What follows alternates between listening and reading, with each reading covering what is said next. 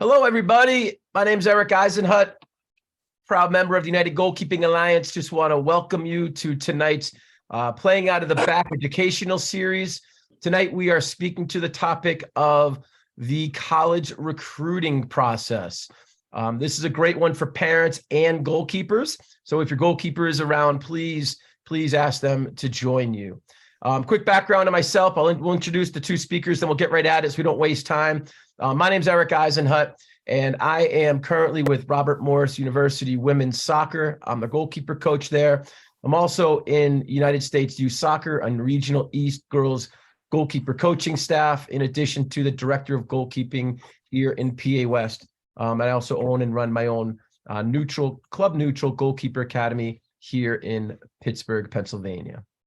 Andreas, can I ask you to introduce yourself, please? Yeah, awesome. I'm excited for this. Andreas Papakostas, owner of Olympic Soccer Academy here in the Chicagoland area, as well as owner of Olympic GK Academy and host of Everything GK podcast. And just wanted to share with everything. I'm excited about this. And we got some great people here to share, because I actually have a 100% college placement with all the players that are looking to play for college. So all the stuff that we're going to be sharing is, again, it's direct experience as well. So we're excited about this. Awesome. Thank you, Andreas. And our presenter for the night, Mr. Chad Prickett. What's up, everybody? My name's Chad, just like Erik mentioned. I coach in Columbus, Ohio, for Ohio Premier Soccer Club. And I have my own organization, Columbus Goalkeeper Academy. And then I have been with Ohio Wesleyan for 5 years now. And before that was in the NAIA game. This first image here, guys, is not to be braggadocious or anything. When we go through this, I'm sharing my experiences with helping kids, roughly 40 different kids, get into different college levels. So when we go through this, you guys are going to hear from my perspective, which is great that we have these other two guys in here, because they have, they've helped a lot of kids along the way too, and have seen different perspectives here. Now, real quick, what we're hitting on is a college recruiting roadmap. Okay, and this is goalkeeper specific. Number one, let me move this little image. So the goal of this conversation, guys, we want to provide education on the college recruiting process.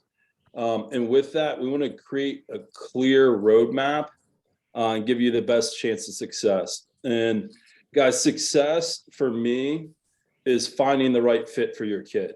Whether that's, school size, from an academic standpoint, from an athletic standpoint, is finding the right spot for your child. All right, so I'm going to go through these next slides pretty quick, but just some statistics, guys. If you look at Division I, 338 schools, there's 205 men's programs versus 338 women's programs. When you look through the D2, D3, and et cetera, you'll notice there's a lot more offers on the women's side versus the men's side. And I just wanted to point that out to you.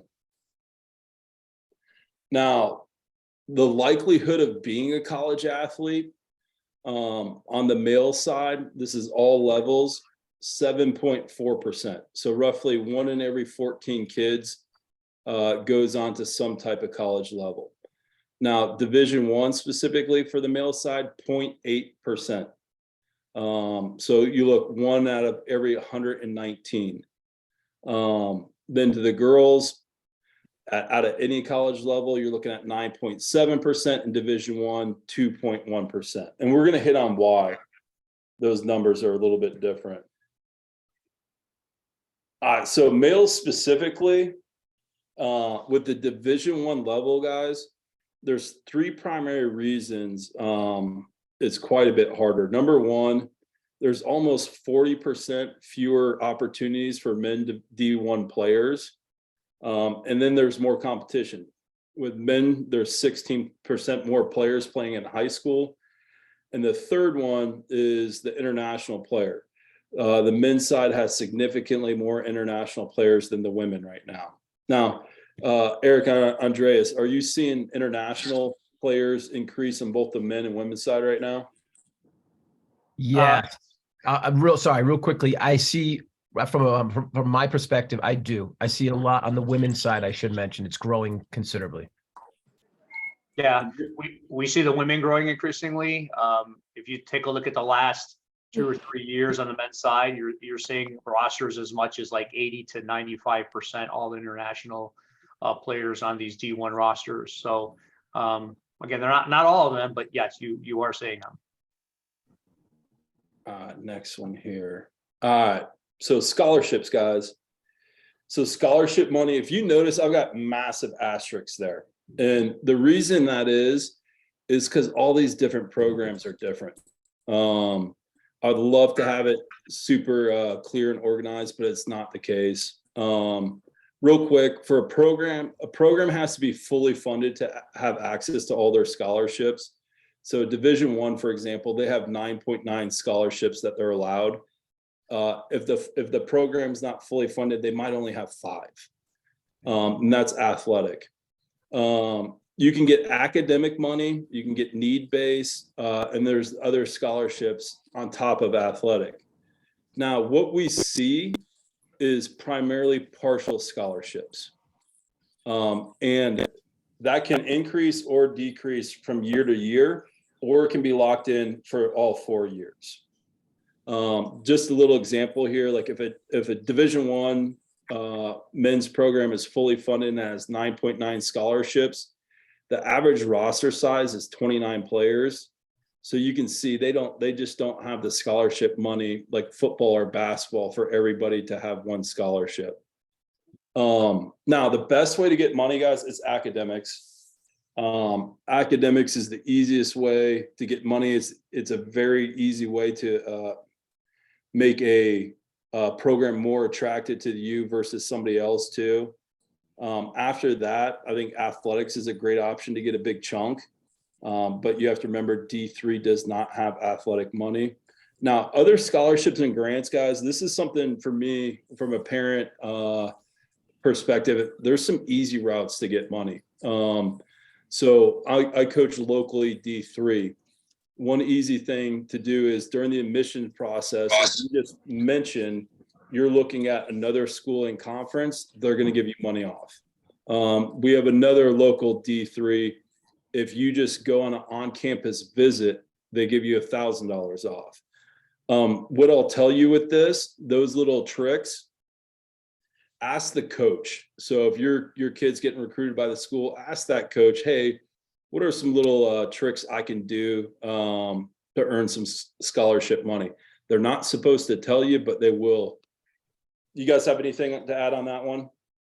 Yeah, no, just again, D3, a lot of people, there is no athletic scholarship in D3. I just wanted to stress that because a lot of people don't know that. And that's why grades and GPAs and ACT scores, SAT scores are very important, because that could be your biggest chunk of your money in supporting you for your collegiate career. Yeah. And my 2 cents would be focus on the bottom line. And what I mean by that is what's the net pay at the end. Don't worry about percentage of scholarship towards academic, towards athletic, towards grant.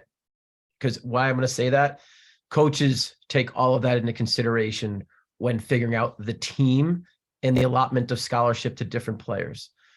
So some, as Chad was mentioning, some teams only are not fully funded and only have few scholarships to offer, and they will divide that up, but do everything they can to help you with an academic or certain grants based on, as Chad mentioned, where you live. I know of schools that if you are from a particular area, you get a scholarship just from being from that location. So to Coach Chad's point, ask those questions. You'll be surprised how open coaches will be as to they can help you out to get you that money. They're there to help you, by the way. Most coaches are there to help you out with that. Another example, I was talking with Louisville today about a kid here in Columbus, Ohio, and he said there's some rule like or touching states, so automatically the kid would get $16,000 off a year.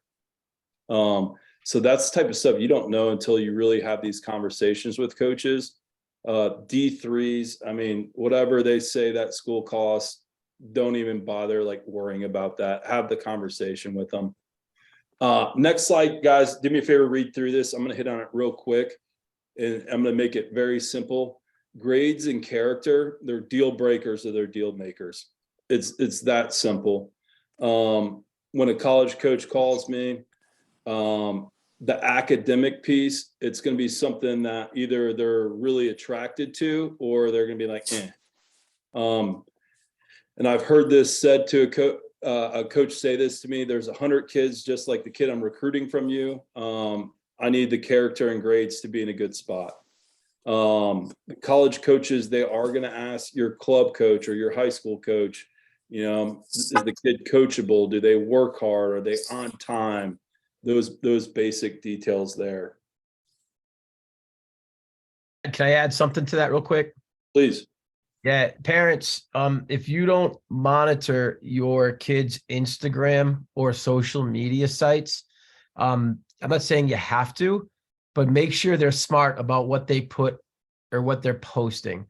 I've personally seen a scholarship revoked because of posts on Instagram, and it back to the, you know, deal breaker or deal maker for the character piece. That is a huge thing with colleges. We do our research. We will look you up on Instagram and we will look you up on Facebook and all the other social media sites to confirm that you're posting proper stuff, to be honest with you. And Eric, I'll add on top of that, it's not just what your kid's posting, it could be what they're tagged in. So I know a kid lost their scholarship at Ohio State. They didn't post anything bad. They were tagged in the picture, and it wasn't an ideal setting. All right, so timetable. So starting to get into a little bit more details, guys. So 8th through 10th grade, that's the time you just really want to start educating yourself. For me, build your non-negotiables. And what I mean by that, you know, what the kid really wants, size of school, location, majors being offered, just those different details. Start to think that through before you start building a list. And one big miss that I see is everybody gets like D1, like D1. When you're building this list, for me, build a D1, D2, D3, possibly NAIA. And then this is a little trick that I found. If you find a school that your kid really likes, look at the other schools in the conference that they play against. A lot of times those schools have a lot of similarities, and we've had that help a couple kids out in finding schools they really like. Video wise, start to accumulate some video clips at this time. It's not necessary, but I do think it's good. Possibly attend a couple college games. So for us locally, you have a bunch of D3 schools, you have a Division I school, a couple D2s. Go to some of those games and say, hey, is this something, can I play at this level? Is this an environment that I like, where it'll really give you a feel and your kid a feel like, hey, can they do this or not? Last piece, the likelihood of playing of a college coach attending a game in these age groups is slim to none. And it's because the rules changed. So they're probably not going to be at any of these games.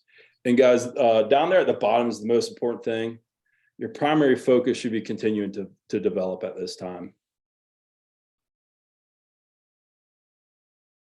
All right, so get into the older kids. So June 15th, going into your junior year, that's the date your D1s and D2s are allowed to reach out to you, whether it be email, phone call, what have you, okay?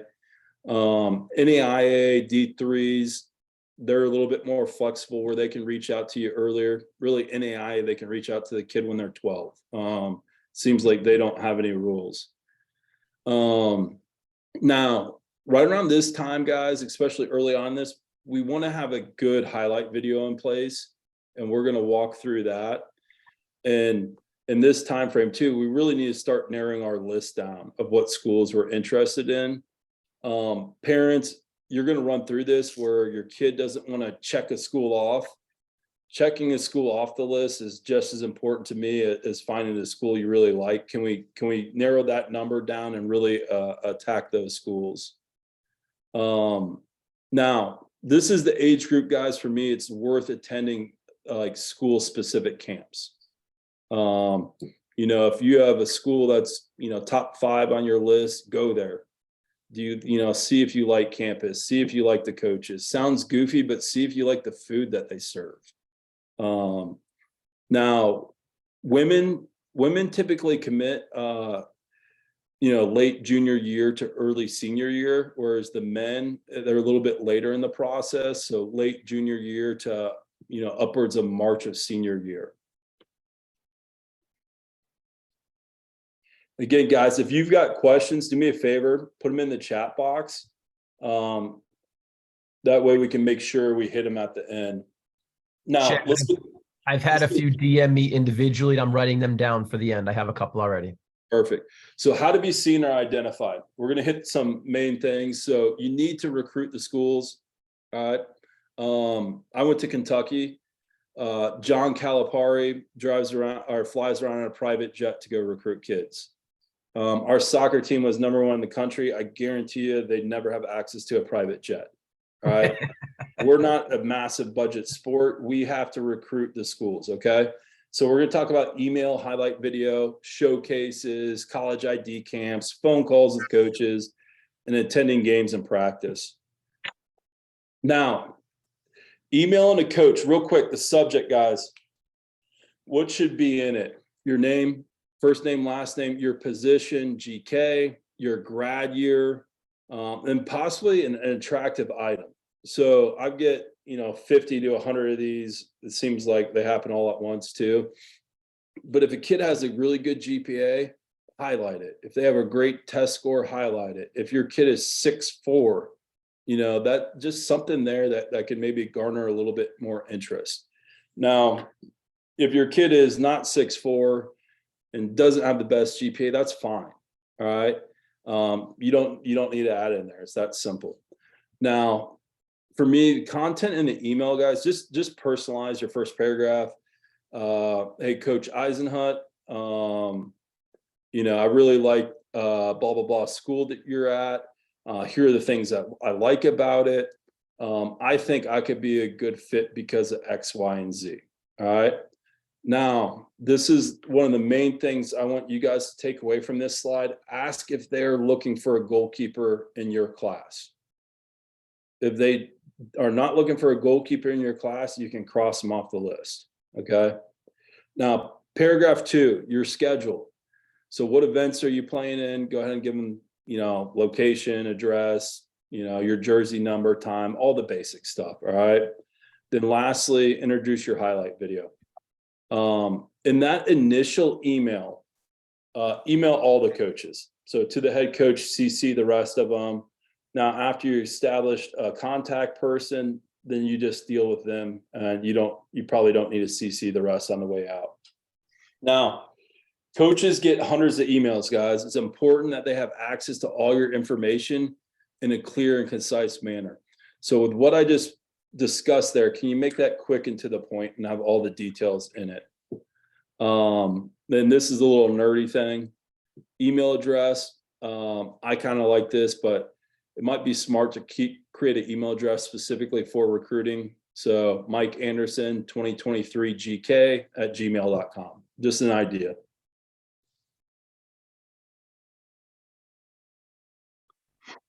All right, highlight video. And if any of you guys want to see an example, I do have some good examples of highlight videos.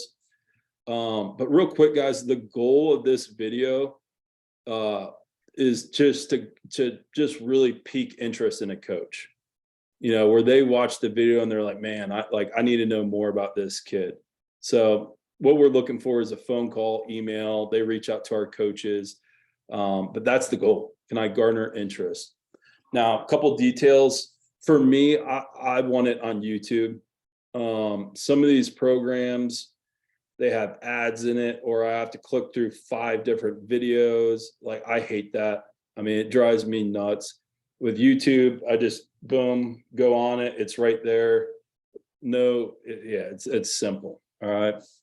Now from a record, go ahead. Can we, at the end during questions, would you mind bringing up a video that you approve of and can put out here? Yep. Okay, No thank you. problem. So how do you record it? We're getting all fancy. A lot of these teams have Trace or Veo and all that. Look, guys, phones, basic cameras, and GoPros work. All I care about when I'm watching videos, like, yeah, can I see what's happening? Okay. I don't want it to be fuzzy. I don't want it to be super far away, but like whatever, it doesn't matter, just as long as we can see it as coaches. Now, real quick, breaking down the video, 3 minutes in length. All right. For me, and you don't have to do this, I start with a picture of the kid and just have the basic information: name, grad year, contact information for the goalkeeper, as well as the team coach and goalkeeper coach. Again, if you have one of those attractive things, height, weight, GPA, blah, blah, blah, you can put that in there if you want. So I leave that up for 3 seconds. Then the next 15 to 30 seconds, I tell the kids, this is when we bring the fire. I want your best clips. I want massive saves, awesome distribution. You know, if you want some big collisions, what have you, that 15, 30 seconds, I want the coach like this, you know, where they're watching and like, man, this is some good stuff. Okay. Now, after that, I'm going to break it into some sections, because not only are we going to show how good you are, but we're going to show how good you are at multiple different things. So they're going to want to see crosses. Then I'm going to give them distribution, then breakaways and shot stopping. Then finish it off, 5 seconds of that picture with your information. Hopefully they loved it. They're going to get your coach's phone number from that last 5 seconds and boom, we're good. Now I have people, like I got a video from, gosh, I think it was a freshman. It's okay to have multiple videos. So like if you want your freshman year, sophomore year, your junior year, etc. Now I recommend though you have like your main video, you know, and it could have clips from some of those other years. That's fine. But I recommend having that one main, this is the really good video that you send out.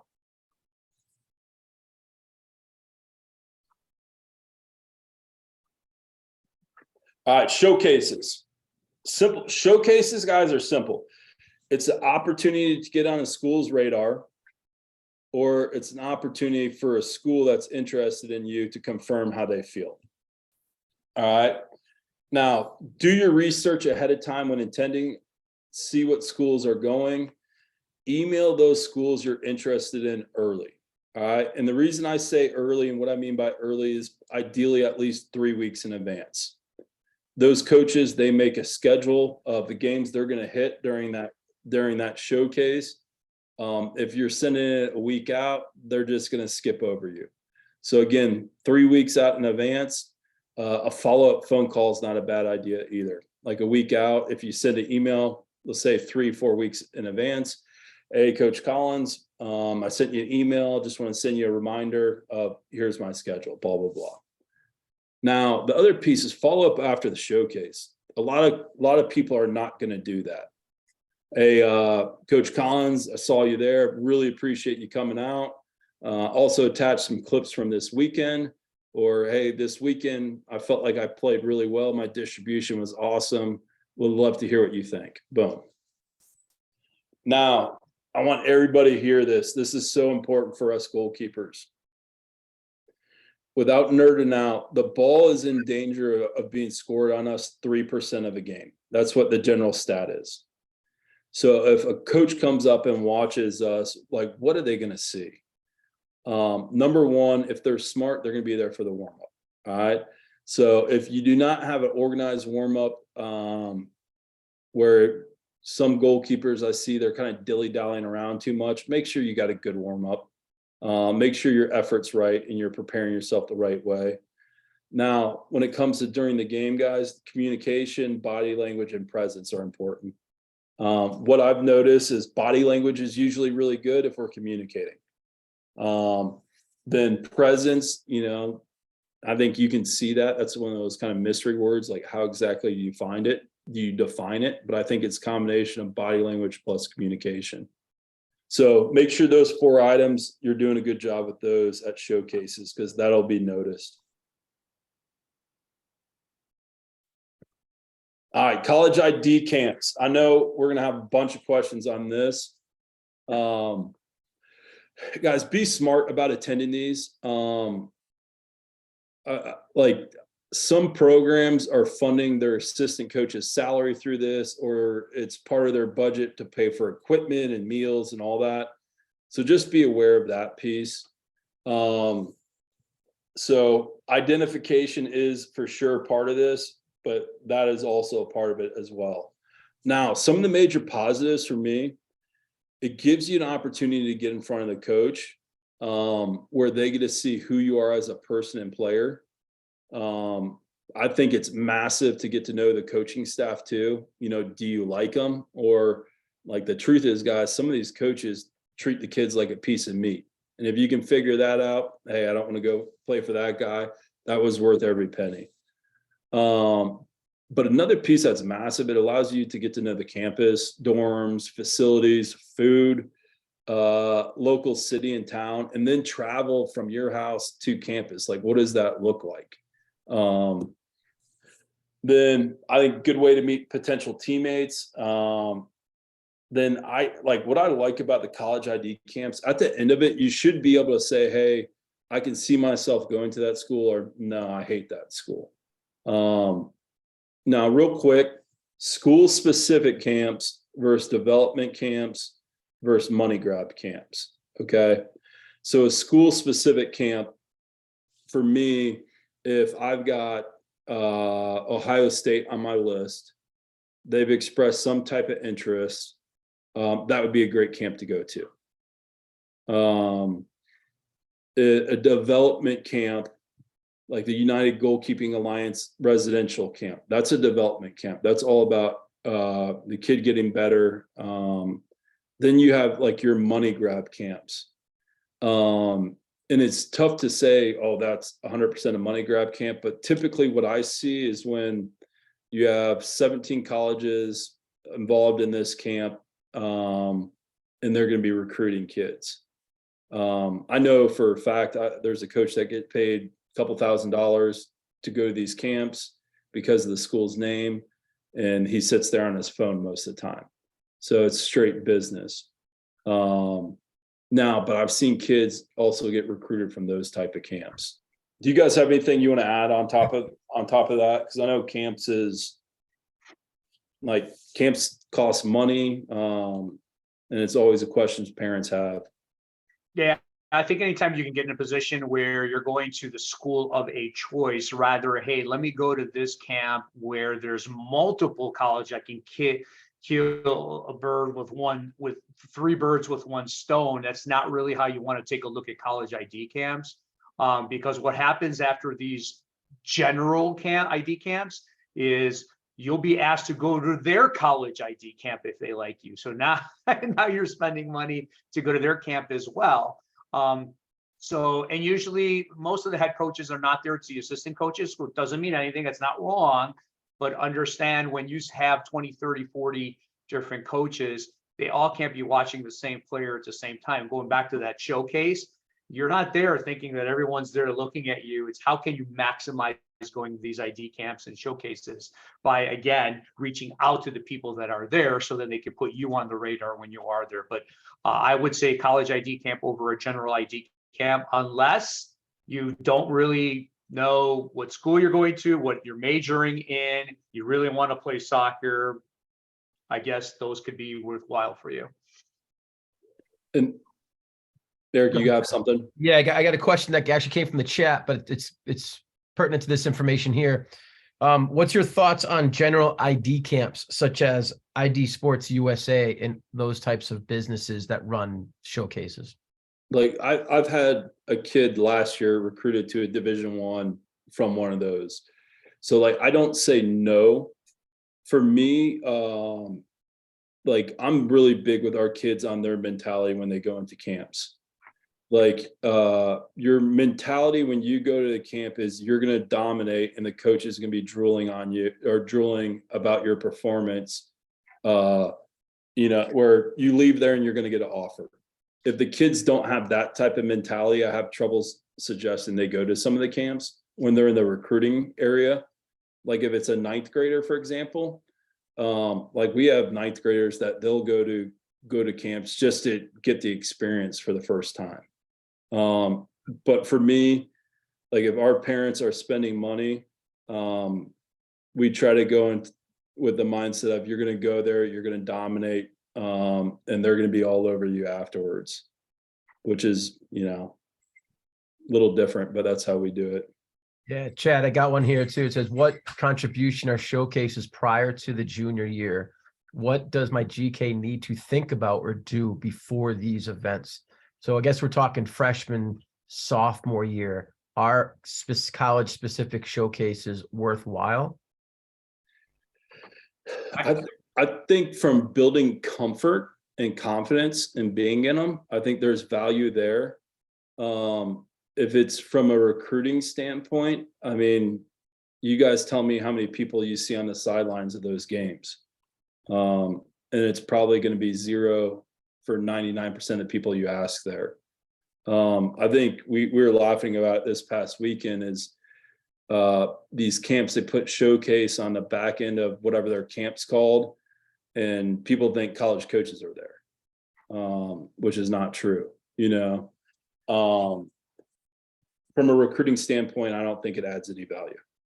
Yeah. Like ninth grade and honestly 10th grade, if it's a female, maybe, male, probably not. Yeah, can I Keep in share? mind that. Yeah, Andreas, go ahead. I was going to actually tee you up. Go right ahead, sir. Yeah, no, you're spot on. I think with the general identification camps, I think for the experience and to understand maybe the competition of others that are trying to get into that same mindset, hey, I want to get into the recruiting phase. I think the general ID camps are really good for the freshmen and sophomore just to get into the mindset of that competition and the experience. But sometimes again, you go there as a freshman and you're going to your top school at the time you think it's your top school, and maybe you didn't have a good showing. You're 5'10" and you wind up becoming maybe 6'3" by your junior year. There's a lot of physical changes in a goalkeeper that may happen that you may have one shot at that college ID camp. I personally try to stem away from specific colleges until and maybe the spring of sophomore, starting your junior year, where a lot of the physical developments are also there as well. But again, not my opinion from my experience. And leave the general ID camps to really the younger ones, or maybe you're doing the experience, you're not looking to be recruited, although that may just happen. But to your point, to your experience, Chad, regarding that person that went to general camp, there's about 4 major big name general camps out there, and there's a lot of little ones. And if anybody gets selected in the general camp to a D1 school with a contract, that player most likely is going to be sought out regardless. Yes. So was it that camp?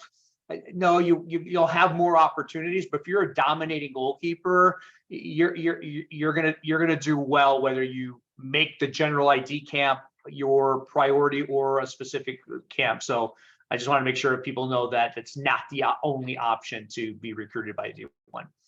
Yeah, I would, and to piggyback off both of them, I would say is when you're younger and even through your senior year in high school, continue to find a camp that's going to develop you. And when you get older, sophomore, junior, maybe senior, then you start to focus in addition to going to the camps where you're going to be showcased or at a college, because what's happening in those camps are totally different. A development camp, you're expanding your range. They're setting up, the setting should be one of failure, because if when you fail, you learn outside your comfort zone, you learn from that, you do better, you apply, you keep changing to get better. At an ID camp or a showcase, it's a tryout. I would tell you, take it like a tryout, because coaches are there to recruit and they're looking for the best of you, almost a game-like situation. So just my 2 cents there. Chad, back to you. Perfect. All right, phone calls. Guys, I love when a kid has their first phone call with a coach. because they're always so nervous. And this is one thing I think it's so important, parents, kids, you're interviewing the coach as much as they're interviewing you. Mhm. That's so important. Now, if a coach sets up a phone call with you, more than likely you're in their top 3. That's not saying, hey, you're number 1, number 2, number 3. I don't know. You're probably in their top 3. Okay. Now, the goal for a phone call is to better understand if the school and coaches are a good fit for you. Again, we're interviewing them, guys. That first one, have some basic questions prepared. How would you describe your team's culture? What specifics do you want in a goalkeeper, etc. Then maybe 2, 3 in. Once we feel more comfortable, that's why I'm like, I'm not going to play around. I'm going to ask some serious questions. When are you looking to make an offer for this position? Where do you have me ranked in your list? And again, it could be nerve-wracking, but remember, you're interviewing them as much as they're interviewing you. And to be honest, they're going to enjoy you asking questions that are tough. A lot of kids are afraid to talk. So have that stuff prepared in advance and think and have it thought out a little bit. Can I jump on that real quick? Love you too. Parents, this is for your children, not for you. Do not answer questions if they're not asked to you. I cannot stress that enough. Don't take that personally, but when a college coach is recruiting your daughter or your son and you're in the office or you're on the phone and they ask a question, do not answer the question for your child. Just my 2 cents there. That's all. I'm gonna throw that out there. And this is big, so I'm just going to say times 10. Yes. Question just came in on the chat. These phone calls, are they meant to be player parents with coaches or just one or the other? It's up to the coach, to be honest, but typically it's parents and coaches. I mean, sorry, parents and the player. Yeah, and sometimes they'll get like I've seen parents involved. I've seen just kids. Like, yeah, that varies. Now, attending practices. So real quick, if you're looking at a school, you've had some phone calls, they've expressed interest, and they're within 6 hours, invite them out to one of your team practices. We've had Tennessee come in, we've had Ohio State come in. So those are bigger, but then we've had a lot of the D3s and D2s. And this they get to see you in the training environment, which I think is massive. If they're willing to come in, that says, hey, they really are super interested in you. But like, guys, your club coach or high school coach or whoever, they're gonna like this too. I don't think this gets used enough. I think it's a money saver from a parent's perspective. It's not another bull crap camp. Bring them in if you're serious. Come on in and watch training. Mark, I'm sorry, Chad, real quick. Team training or goalkeeper training? Both. There you go. We had Memphis in last summer, came to goalkeeper training. So yeah.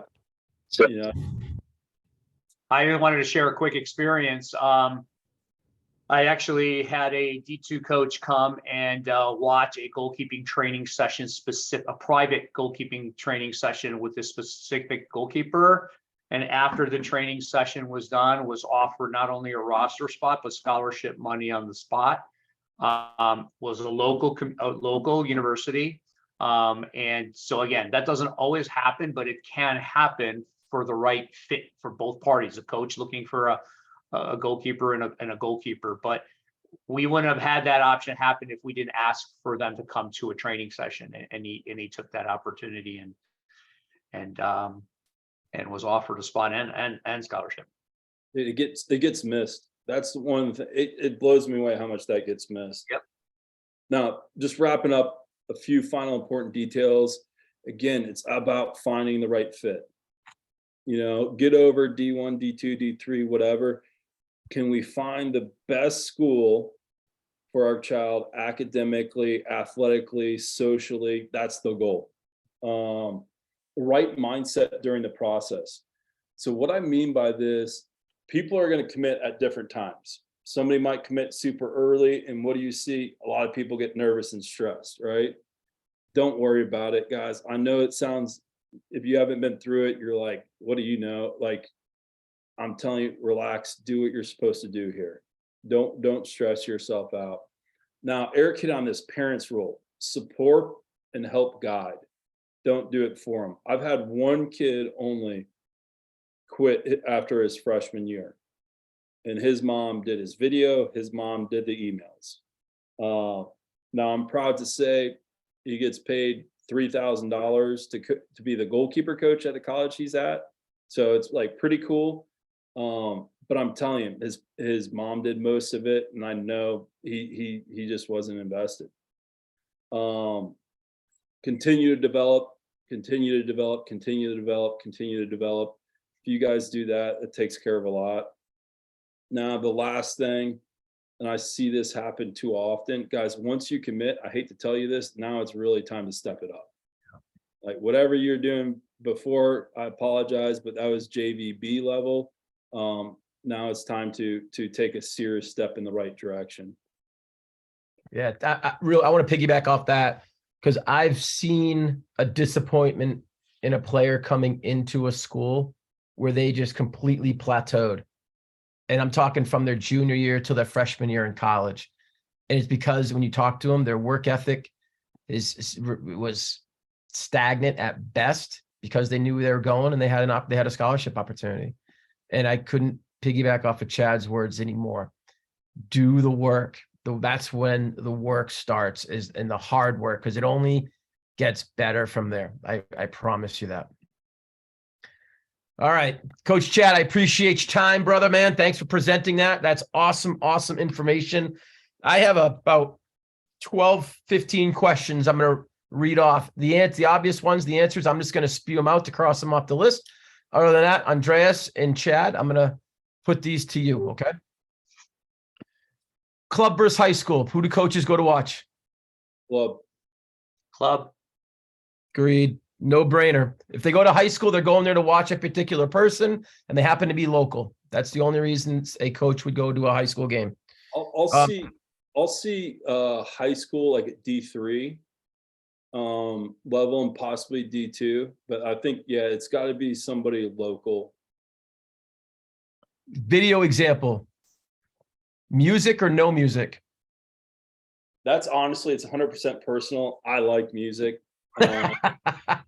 And like, there's a piece of me I try to get a feel for the kid a little bit. Like, what type of music do they have? And obviously I don't think you could put words on most of the stuff that's on YouTube. Yeah, I mean, I like a little bit of something. Fair enough. Andreas?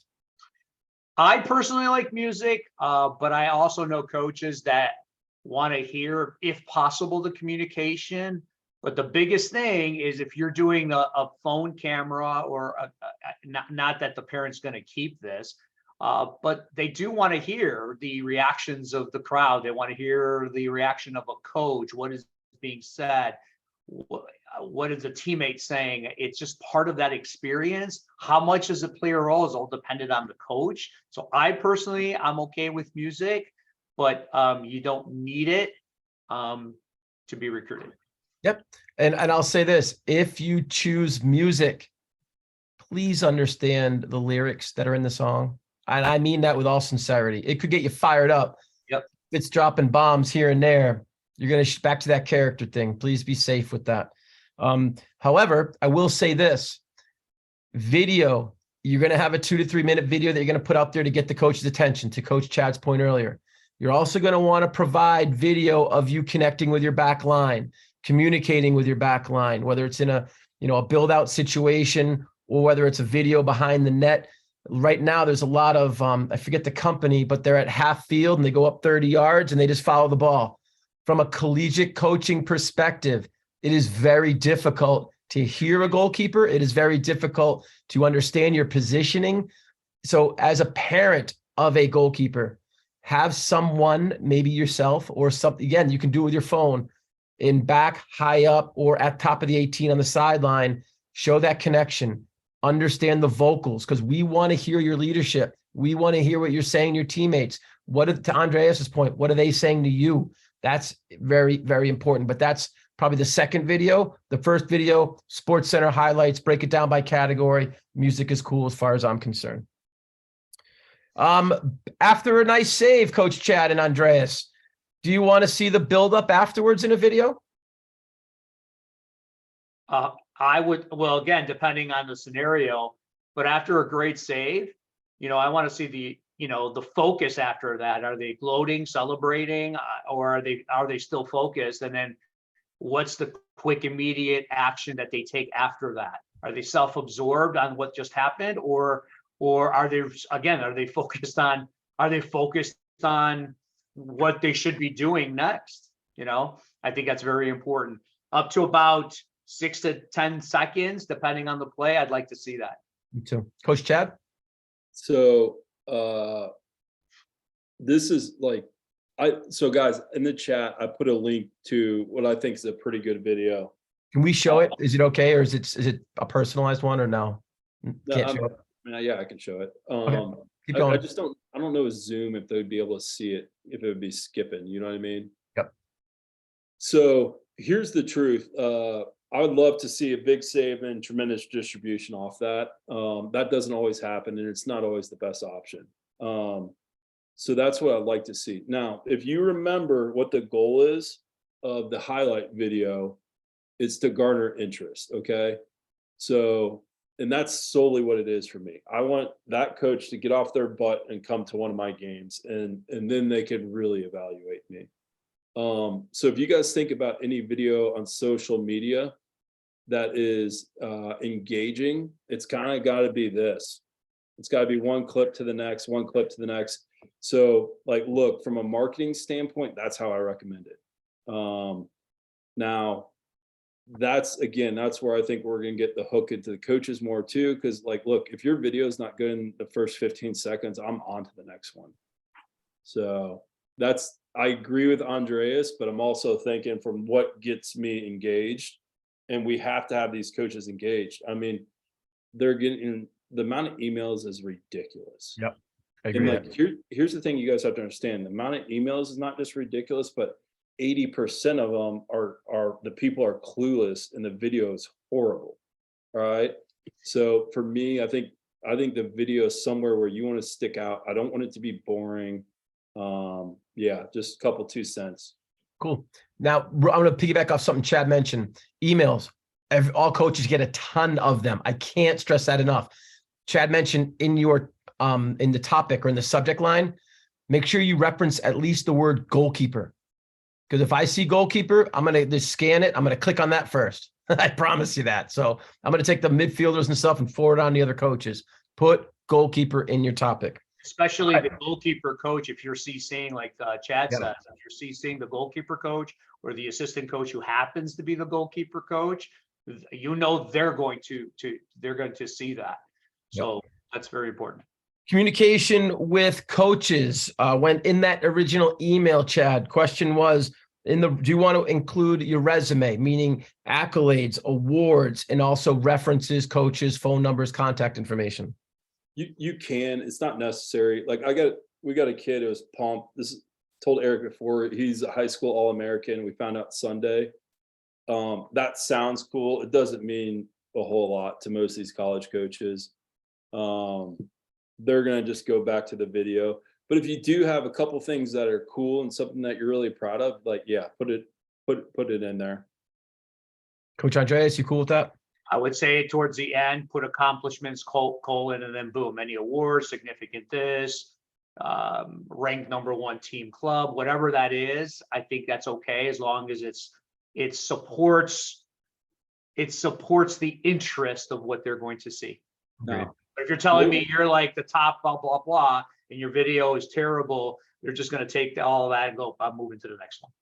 Goalkeeper coaches for me is something that I'm going to look at that, because the goalkeeping world is pretty small. So like, I know who's good across the country, or I should say, I know who's really good across the country. Yep. So there's a guy in Cincinnati who's really good, and I saw the kid's video and I thought, pretty good. And I called him up, and I expect like good, honest feedback there. So if you guys are in one of those communities that has like a known goalkeeper coach, I'm definitely putting that in there. Great. Showcases. Some don't promote their schedule until 1 or 2 weeks ahead of the actual event taking place. Do we wait until the schedule is announced, or can you communicate with the coaches twice, once introducing them to yourself and that the schedule has not been released, and then then a week before when you get the schedule, sending that again? What's your idea on that one? That sounds like a pain in the butt. Bad showcase.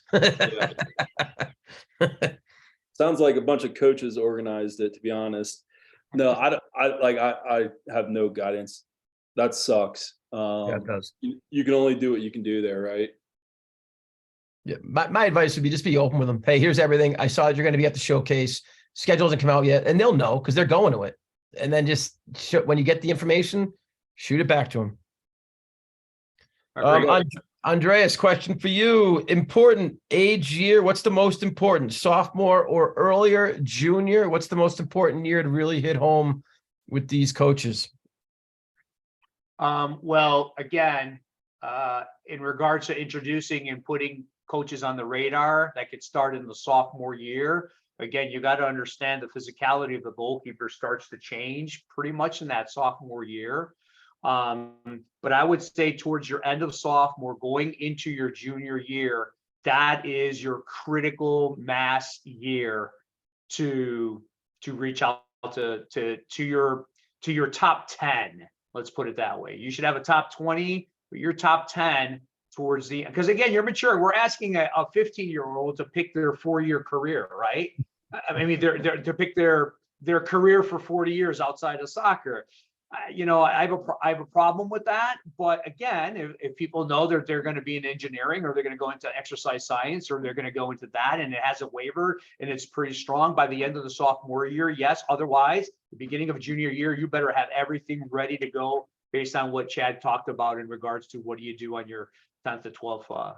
But end of sophomore year, starting into your junior year, that is pretty much critical mass for goalkeeper.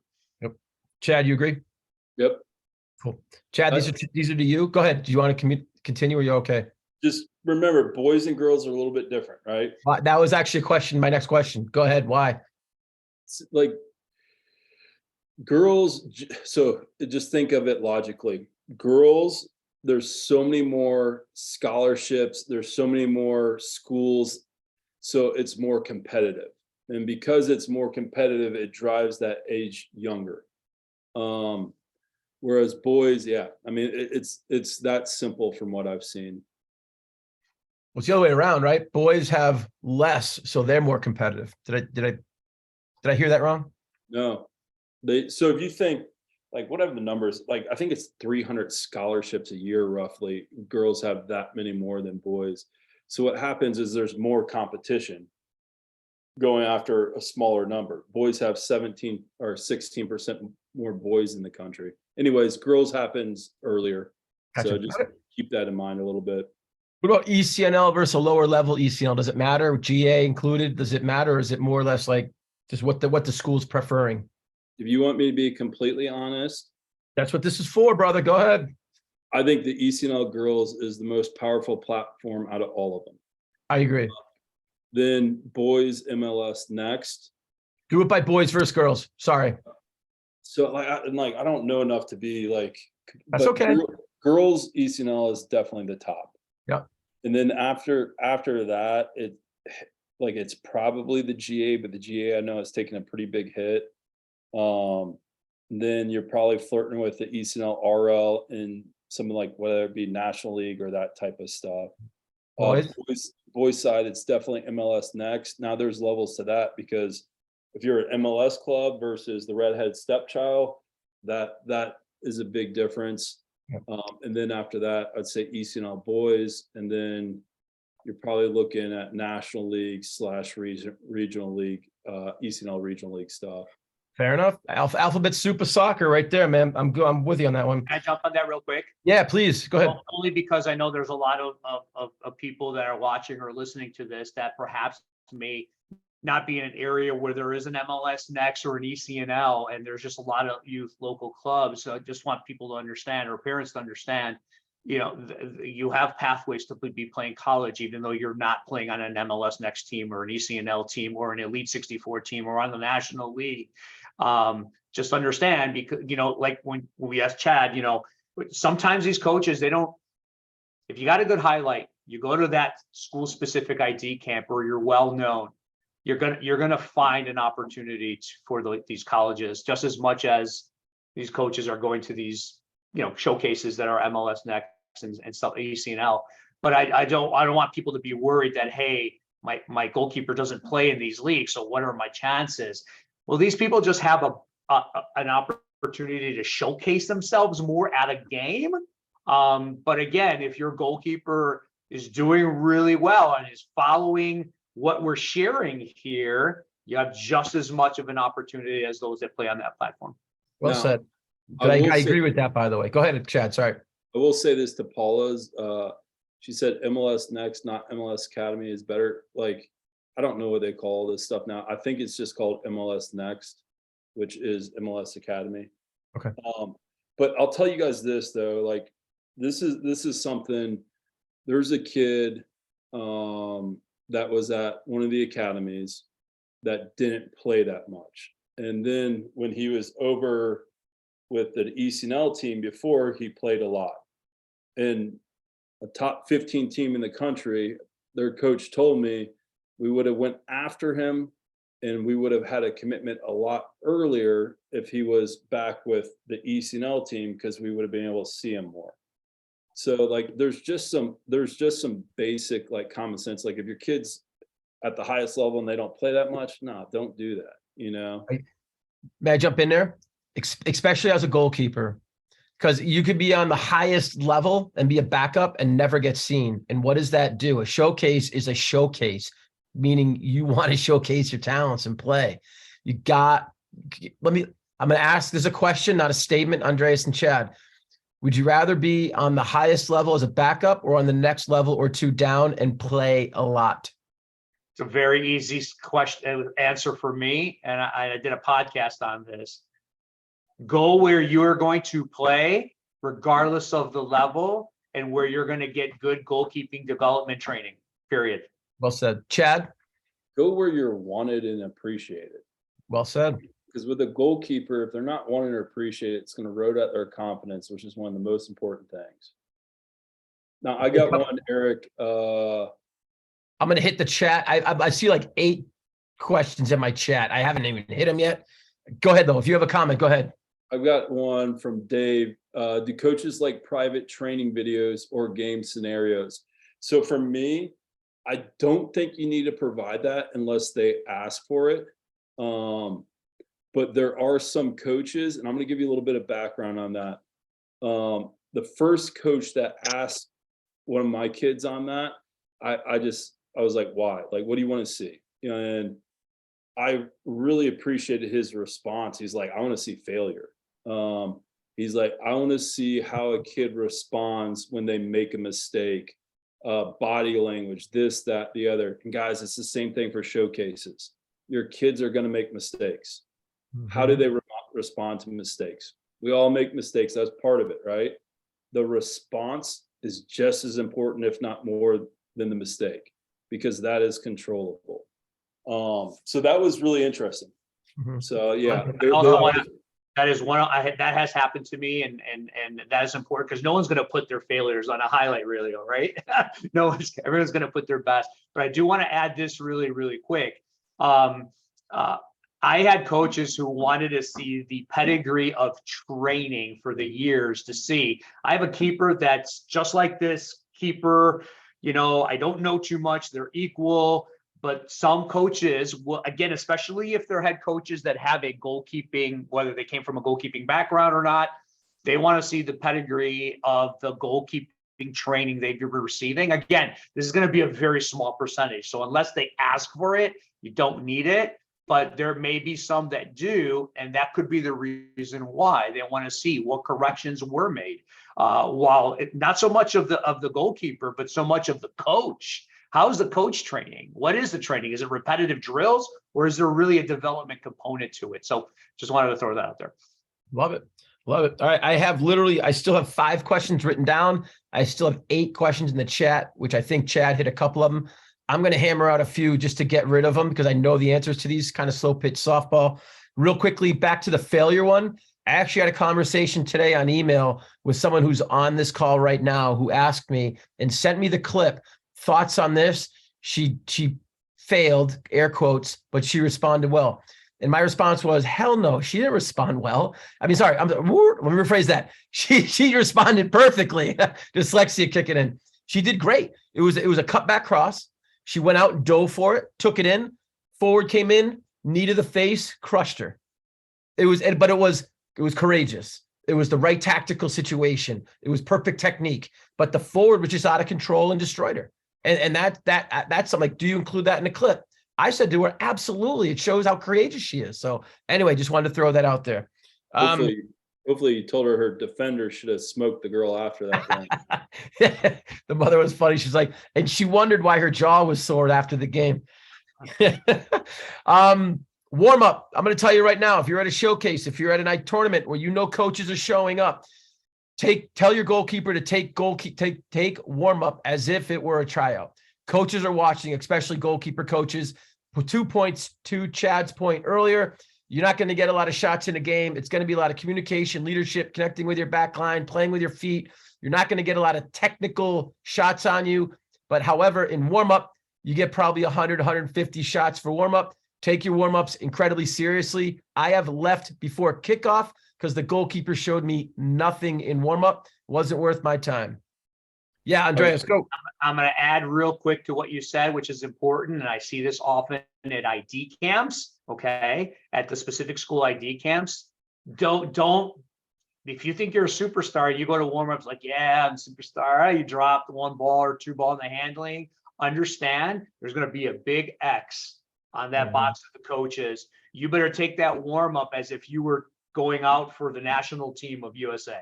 I mean, that's how serious your warm-up should be. And it should be like that every single game. Yep. Someone asked if this could be presented to field players. I think absolutely. I think there's some goalkeeper specific shades to this, obviously. Same time, if this recording gets sent out there and you want to show it to a field player, you go right ahead. I think it'll be valuable to them as well. Coaches, will college coaches contact players' references and coaches? My opinion, absolutely we do. It depends on how serious we are first and foremost. And then once that initial interest is received and we understand what we're going to do with them, then we'll start reaching out to the coaches, goalkeeper coaches, et cetera. So yes, to answer your question, we will. Is it different with Southern universities, meaning the recruiting process? My opinion is no, it's same everywhere, but I want to hear Chad, Andreas, your quick 2 cents on that. I think the Southern schools, they just talk a little slower, and that's just about it. But no, I haven't seen anything. We've got kids in Tennessee, Florida, trying to get one in Texas. But yeah, I don't. Okay. Texas, Arizona, and Florida. I think the process and everything has been pretty much the same. I think it's for coach. I mean, it's. Yeah, I was just going to say same kind of revolves around the coaches and what they're looking for. What about international goalkeepers? International is a bit interesting because we have to go off of video almost solely. So that makes it tough. But then it seems like a lot of them, if they're within academies, they almost have like agencies within the academies that solely pump out to colleges. So from my experience, like being in one of those good spots that is good with placing kids is huge for international goalkeepers. But then like, here's something like, if you want to be like real strategic. So some schools have tons of money for international kids. Some schools do not. Right. So who I would target would be the schools that have money and want international kids. All right. Continuing with questions. Are there goalkeeper specific showcases that we would recommend? Funny, man. I'm gonna go to the UGK on this one. that is something we are serious. Andreas is laughing because we've been talking very seriously about this on the board of directors, and this is something that we are going to do. It's just a matter of when. So again, stay tuned on that. That said, there aren't that in my opinion, I cannot share anything that I don't know anything about them. So I don't know where they exist, if they exist at all. Chad, anything on that? Andreas? No, you'll start to see goalkeeping ID camps or goalkeeping, camps within showcases, where you can showcase the goalkeepers as well, since the coaches are there. But anything that's specific to goalkeeping, I think I've heard one in California. It was about a year ago. But it wasn't really a big draw. Maybe people are trying to put combines together, but you got to be careful of the word combines in regards to college. So there isn't really anything that's reputable or consistent. So as of right now, I would say no. Yeah, I agree. No, I agree. Chad, anything to add to that? That's going to change though, because us goalkeeper coaches are not going to let that stay that way. I got a question about ODP. ODP used to be awesome. It's not anywhere near what it was. So before, if you made the regional team, to give you an example, you're going to get recruited by probably top 25 D1 schools in the country. So what has happened with all the leagues and all that stuff, the caliber of talent in most states is not what it used to be. So it does not get the attention from a recruiting standpoint that it used to be. It's like that in Illinois. So I would have to agree with that. Yeah. Yes. And I love ODP. Like my ODP experience, love. So I'm bummed to say that. Continuing down private training videos versus game scenario. We already went over that. I believe, Chad, you directed that one. When should emails to college coaches begin? So that date, they can't respond to you before that date. Great point. I love how you, thank you. You're right about that. Now, what's the date again? Go ahead. Is it June 15th? June 15th after your sophomore year. Yep. So go ahead.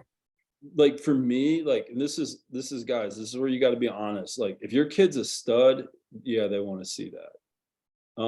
If we had a girl from Texas that her mom played at Ohio Wesleyan, and they reached out and said, hey, like we want her to come there. Like that one was like, yeah, that.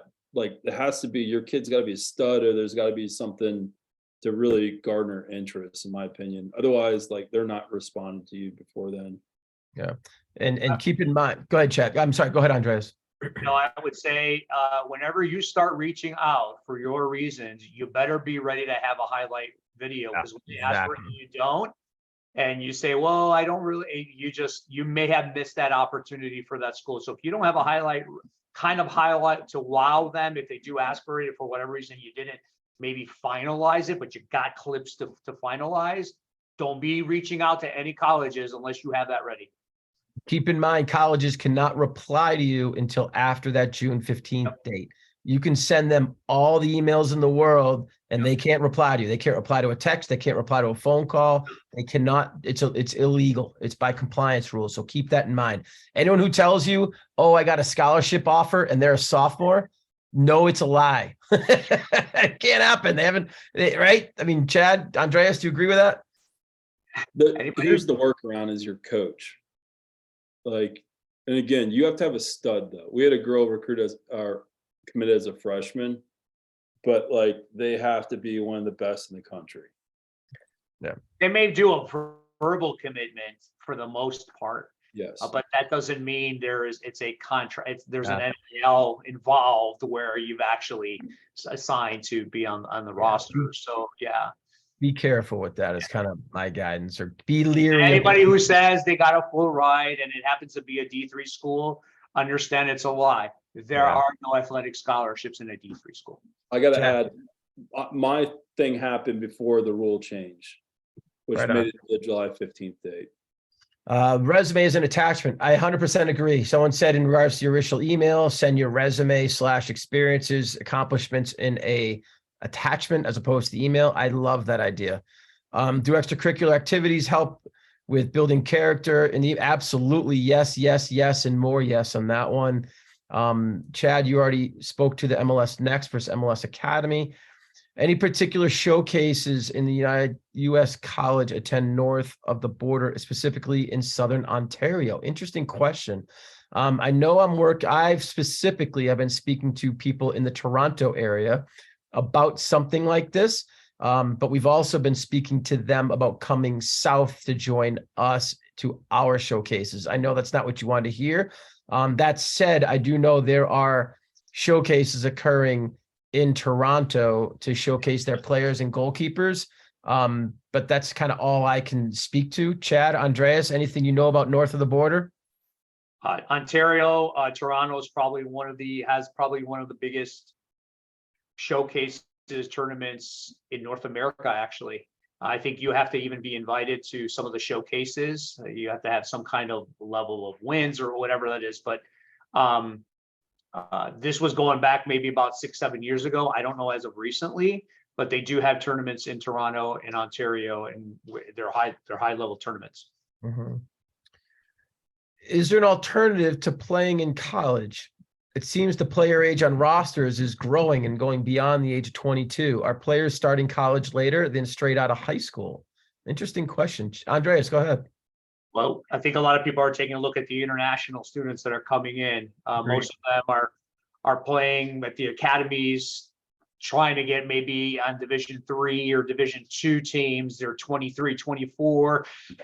And they're like, you know what, I'm going to get an education. I want to still play competitive soccer. Maybe I can hit the USL. Maybe I can hit the MLS. So they wind up coming here 24, 25 years old, starting as a freshman. So usually you'll see that in the international. But then again, there's people who leave, who realize they want to get an education. They're still playing at a high level, and they play soccer. And we can do that too. Just because we're in the United States doesn't mean we can't go to Europe for a year or two and then come back and start our collegiate career as well at a later age. Please keep that in mind. There's guys, there's so many options. Exactly. I just think there's so many options real quickly, Chad, but no one knows about them. Yeah. UDA. They're just not public. And it's so bizarre. So follow the UGKA. We're going to share all that fun stuff with you. Go ahead, Chad. Sorry. I had a kid that just spent 3 years in Europe playing in a college there, graduates in 3 years. Then he came back and he's playing here now.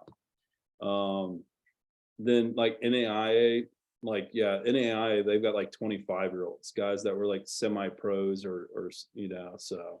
Mm-hmm. Recording, my son's at practice. Want to get a recording for him to listen to? Absolutely. This is going to be in our United Goalkeeping Alliance newsletter on Friday. It's going to be out there. So if you want to be on that distribution, by all means, please share your email address with me. Do schools outside of the U.S. go for U.S. players, Andreas? Do schools out of the U.S. go for U.S. players? You mean like in Canada? Canada, Europe, Mexico, wherever you want. Canada, yes. Mexico, yes. Europe, yes. If you're looking at going in the academies, but usually there's some kind of connecting player advocate, so to speak, whether it's an agent or a college scout. You got to realize there is no college soccer in most European countries. Right. Their academies or have some kind of 5th or 6th division within their pro. It's considered academy, but they recruit after college, they recruit before college, they recruit during college. Yep, I'm with you. Should we be capturing film from select tourney teams with international play? Absolutely. The more film you can capture, the better. Just show it, and show it. Any high-level play, if there's a video on it. Exactly. If I'm a junior male, I should not reach out to coaches until June 15th. Interesting question. I don't agree with that statement. Chad, what's your perspective on that? Yeah, you can reach out to them obviously before. And what I would reach out to them about is my schedule. Bingo. Andreas, what would you add to that? Oh, well, you want them on the radar, right? Exactly. You want them on the radar, especially if you're as Chad said, a stud or studette, and that is really a school that's a priority. And you've got some accolades, you put them on the radar immediately. Yeah. If I'm a male junior right now, I am pumping out emails to coaches with my videos. I'm pumping out emails to coaches with my resume. And I'm waiting for that June 15th date to hit them all up again so they can reply to me. Absolutely. Great question right there, by the way. Awesome session for parents. So much for setting this up. Amen. I appreciate that. UK question mark. Not sure what that part meant there, but elaborate and I'll continue with it. We'd love to receive the newsletter. Mark, send me your email address and I will take care of that. 1, 2, 3. Got 4 emails. Awesome, awesome, awesome. 5, 6, 7, 8. Presentation from today's above. Chad, thank you, man. I didn't even see it was from you. I'm just ripping off questions right now. There's a bunch of them, man. This is phenomenal. Hey, and honestly, here's what I'm gonna do. If everyone's good with questions, actually, before I do, I'm gonna say this.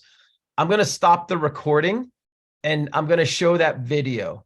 I don't think the video should be on this recording because it's a quality video. I was actually sneaking it and watching it with the volume off earlier during the session. I know I shouldn't have been doing that, but I did.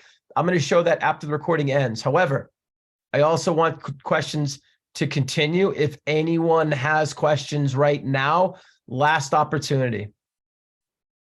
How much does size matter for boys versus girls? Why it took the last? I told you guys this question was going to come up. I knew it was going to. Andreas, go. You know, I did a podcast on this with a prominent MLS goalkeeper coach for a pretty big MLS team, right? And you know, listen, there is a default with a lot of coaches when they, you know, see a goalkeeper and it's 6'4", 6'5". There's like this, right? And rightfully so for most parts. But please don't be discouraged if your goal. I saw some games this year from NAIA ranked schools, D2 ranked schools that had 5'9" and 5'8" starting goalkeepers that kicked you know what, right? And they've won awards and they've made all conference. And so you just have to show those. Wow, you got to show that you can do what a 6'3" or 6'2" goalkeeper can do. Strong in the air, have presence within your frame, not afraid to come out. Your communication's very powerful. You're a leader, all that stuff. If you can show that, yeah, there are coaches that are like, you know what? I don't care what the size is, you have to execute. You got to be able to play in big games. You got to be able to do what some feel like 6'4" can do better. Are there some advantages of a taller goalkeeper if they execute them? Yeah, there is, right? But size doesn't matter for if you find the right fit at the school with the coach. And that is a great question to ask, as Chad said in the beginning in that second paragraph. Hey, are you looking for a goalkeeper of graduate 2023? And by the way, you know, do you look at, is height a big matter for you in recruiting a goalkeeper? You know, if somebody says, hey, I'm looking for at least a 6'2" foot goalkeeper and you're a 5'10" stud goalkeeper, you wouldn't want to have that conversation, or you may have to eliminate that school. Agreed. Chad, what's tall for a female goalkeeper? I think it's like that 5'10" plus is like that's equivalent to guys like that 6'2", 6'3" plus range. With size, like, look, some people aren't going to move off of it. All right. And that's something you got to accept. Those boys that are 5'10", 5'11", maybe 6 feet, like there's guys that are going to take 6'2" and taller, and that's it, right? And you can't tell them anything otherwise. So there's a piece there. It is what it is. Now, what Andreas said is spot on. We've got 5'10" guys that play like they're 6'4". We've got 6'4" guys that play like they're 5'1". So, like, for me, like I don't care. You know, I want the best goalkeeper, and it's that simple. It's amazing to me how coaches, and I say, I remember a phrase, how head coaches, You nailed it. look for height as the differentiator between a good goalkeeper and a bad goalkeeper, or a goalkeeper starter versus goalkeeper backup. You know what that is? Pure ignorance.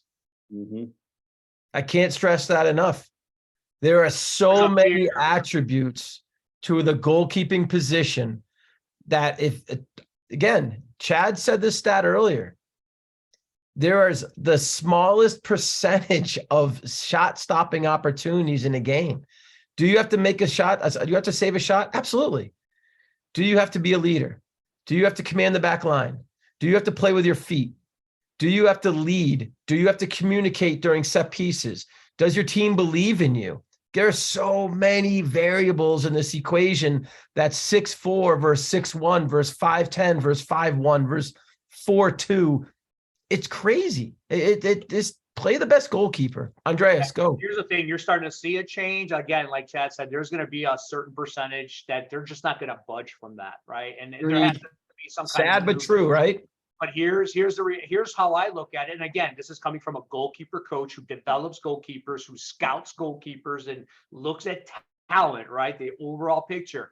If a 5'10" goalkeeper can do what a 6'4" goalkeeper can do at 100% even, I'm going to look at that 5'10" goalkeeper as a better athlete. Why? Because in order for that 5'10" goalkeeper to do what a 6'4" goalkeeper can do, tells me a lot about their athleticism and over that 6'4" goalkeeper. Now, I'm not taking away anything from the 6'4" goalkeeper. If they're executing and they're better, hey, they get the job. They're better.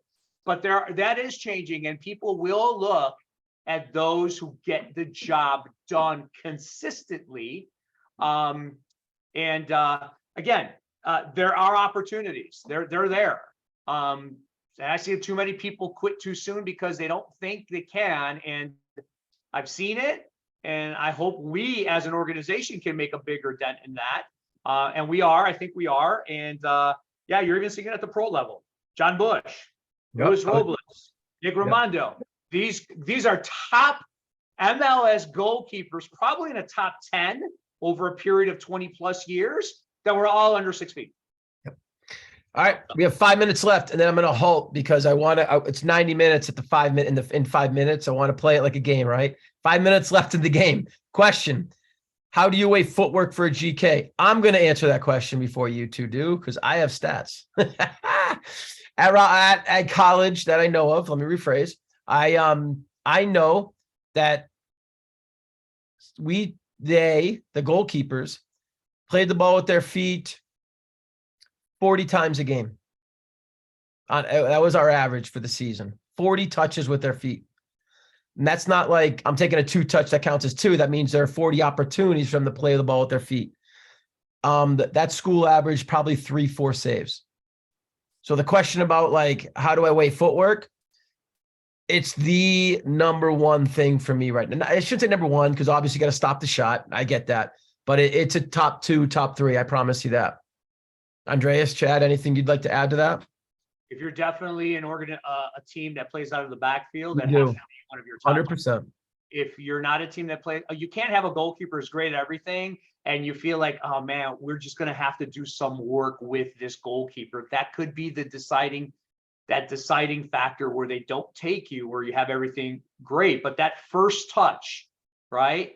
That quick scanning and distribution decision that you're going to make after that first touch can play a significant role in how you are being viewed on your footwork, as a goalkeeper. Yep. Chad? If you look at the 3 best men in the United States of America are goalkeepers, none of them would be characterized as being good with their feet. So I bring that up because I get blown away by the playing with feet, because even coaches that don't demand a goalkeeper to be good with their feet will still require it in the recruiting process. Mm-hmm. And guys, like I think it's overblown if you don't, you're not picking up on my examples and my thought process. But you have to do it. You have to. Yep. The good news is I think us goalkeeper coaches know a lot more what the team coaches want from playing with their feet than the team coaches want. Yeah. Well said. So Hey, last question here. This is a pretty good one. Any stats that college coaches are looking at and what age they start looking at them? And Chad, I see you nodding your head. Go. no, they're guys. If you blast them with like a bunch of stats, they're gonna think you're a psychopath. I'm just being completely honest. With you. They're gonna be like, oh, here's the overbearing parent. Yeah, we'll cross them off the list. And I understand completely where you're coming from. But like with the stats and the awards and all that, like there's a piece where they don't care at all. They just want to see that video. Then if that was good enough, then they want to see in a game or training environment. Now, what I will say, if you can subtly have that stuff, it could reinforce their thoughts and opinions. Yep. No, Andreas, you? Never lead with the stats, have them available when necessary. Bingo. Lead with the video. Video eyes tell all. 2 minutes. Come on. Who's got one? We got 2 minutes. Who's got questions? Otherwise, I'm gonna have these guys summarize and get us out of here. We're at the 89th minute. Overtime? No. I know, right? No, by the way. My wife will kill me. Well, I'm gonna basically say my 2 cents in conclusion, and then Andreas, I'll leave it to you second, and then Chad, I'll let you conclude, and then I'll end it.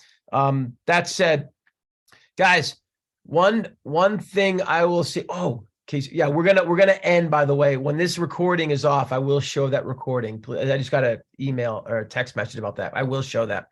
That said, your kids should be in control of this. Like, if there's one thing I'm going to stress to you, like, I know it's stressful. I do. I went through it. I get it. That said, it's your kids that should be involved in this. It's your kids that should be the ones. When I guide goalkeepers on this process, I tell them create an Excel spreadsheet. Each tab is a different division: D1, D2, D3, JUCO, NAIA. And then it's school, it's coach, it's goalkeeper coach, and each like column has a different purpose. And it gets right down into like how many goalkeepers are on the roster, and how many kids are in each class. Does it even have your major? And it's like, check the box. And I'm talking 100 colleges. And then deductive reasoning. Nope, too far away. My parents won't allow it because it's too far away. They can't come to my home games. Take it off the list. Don't be afraid to take them off the list, to Chad's point earlier. It's huge. Yeah, that is the part of this process. Include everybody, and then one at a time, just take them off the list. And anyway, that's my advice there. Coach Andreas. No, I think this presentation was fantastic. I just want to end with a couple of things. Number one, forget this D1 or bust type of mentality. If you're looking at I don't care if you think your goalkeeper is the best in the nation, and they may be. That doesn't necessarily mean it'll fit that college program. So this D1 or bust thing, I mean, there's a lot of D3 schools that are beating D1 schools. Okay. Fact. I agree with that. Sorry. Oh man, it's unbelievable. And so don't go for status. Obviously, do you want to play? You got to also remember, it's very hard for a goalkeeper to start in their freshman year. So you got to, you may not start for the first year. So are you interested in going to a school because of the status of the school and maybe only play your senior year? Or do you want to go somewhere you can play, get training, and develop regardless of the level? It's a good program. You get injured, you still like to be there for the school, the atmosphere, all that stuff that is so important that gets pushed on the side because we're worried about a scholarship. We're not football. We're not basketball. We're not golf, believe it or not, that can get a full ride scholarship. Okay. There's limited amount. Go where you are wanted and needed and able to play rather than being at a status establishment because you killed it at your youth league. Because I see so many people on your junior year and say, you know what? Maybe I should have started off at JUCO. Maybe it was okay to be at D3, or maybe I would have played and killed it and enjoyed it even more. So understand what you're getting involved with from the atmosphere after the decision, rather than making the decision because of the color or the name of or the level of the school. and I'm just saying from experience, you know, you don't want to walk out with a $100,000 bill after 4 years, only playing for 1 year and not enjoying the experience. That would be tragic. Well said, sir. Chad, go right ahead, brother. Short to the point. Thank you guys for being on here. Do me a favor. This is something I'm always trying to fix, update. If I'm missing anything or you have any other questions, please reach out to me. And yeah, if you have any questions through the process, shoot me a call. Emails kind of get lost. 614-738-1085. I'll put this in here too. Yeah, type it in. Thank you. Good. That's all I got, guys. Thank you for your time tonight. Yeah. Hey, I appreciate everybody being here. For anyone who wants to stick around and watch a video, give me 2 seconds. Everyone else, coaches, Andreas, Coach Chad, awesome session tonight. You two kicked ass. I appreciate you more than you know. And actually, I tell you that every day. So thank you for all you two do. Thanks Everyone, for joining. thank you very much, everybody.